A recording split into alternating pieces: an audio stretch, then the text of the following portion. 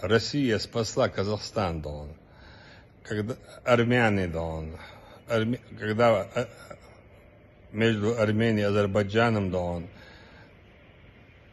была война, ключевую роль сыграл Путин, да он. Когда Казахстан начал потерять суверенитет,